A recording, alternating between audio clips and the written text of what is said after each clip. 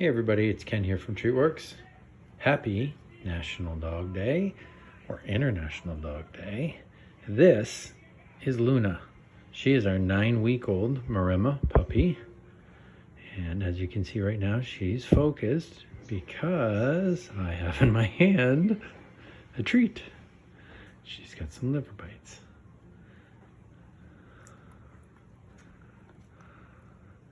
So I'll break off a little piece.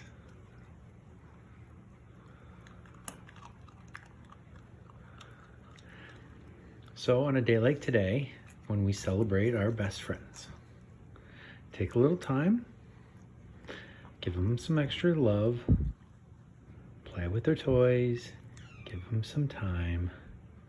Don't forget to spoil them a little bit for all the joy they give us, for all of the times they make us feel better.